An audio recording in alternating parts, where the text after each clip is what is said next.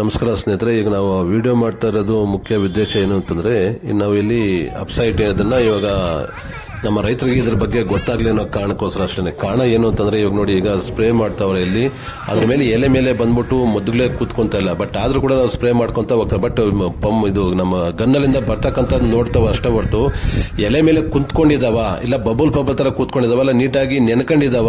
So ಇದನ್ನ observe ಮಾಡ್ತಿಲ್ಲ. But ಏನು ಅಂತಂದ್ರೆ ನೋಡಿ, ಯಾವ್ದೋ ಒಂದು ಗಮ್ ತಗೊಂಬಂದು ಹಾಕ್ಬಿಟ್ಟು ನಾವು ಸ್ಪ್ರೇ ಮಾಡ್ತೀವಿ, ಅದ್ರಲ್ಲಿ ಏನೋ ಇಂಗ್ರೀಡಿಯೆಂಟ್ಸ್ ಇದೆಯಾ? ಇಲ್ಲ.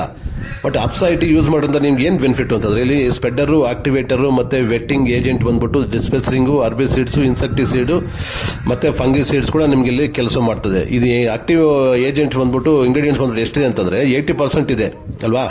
ಸೊ ಗಮ್ಮಲ್ಲಿ ಏನಿದೆ? 0. ಬಟ್ ಇದರಲ್ಲಿ 80% ಇದೆ. ಬಟ್ ಯೂಸ್ ಮಾಡ್ಬೋದಲ್ಲ. ಬೆಡ್ಗೆ ಯೂಸ್ ಮಾಡೋದ್ರಿಂದ, ಭೂಮಿಗೆ ಯೂಸ್ ಮಾಡೋದ್ರಿಂದ ಏನಾಗುತ್ತಂದ್ರೆ, ಭೂಮಿ ಮೆತ್ತು ಮಾಡ್ಕೊಳ್ಳುತ್ತೆ ಚೆನ್ನಾಗಿ. ಇಲ್ಲಿ ರೂಟ್ಸ್ ಅಂದ್ರೆ ಬೇರುಗಳು ಚೆನ್ನಾಗಿ ಬಿಟ್ಕೊಳ್ಳಕ್ಕೆ ನಿಮ್ಗೆ ಚೆನ್ನಾಗಿ ಅನ್ನೋದನ್ನ ಭೂಮಿ ಮೆತ್ತು ಮಾಡ್ಕೊಂತದೆ. ನಿಮ್ಗೆ ಹೆಚ್ಚಿನ ಇಳುವರಿ ಅಂತ ತಗೋಬಹುದು. ಗೊಬ್ಬರಗಳು ಇವಾಗ ನೀವು ಒಂದು 50,000 ಯೂಸ್ ಮಾಡಂಗಿದ್ರೆ ಬರೀ 30,000 ಯೂಸ್ ಮಾಡಿ, ಅದನ್ನ ನೀವು ರಿಸಲ್ಟ್ ನೋಡಿ ಬೇಕಾದ್ರೆ.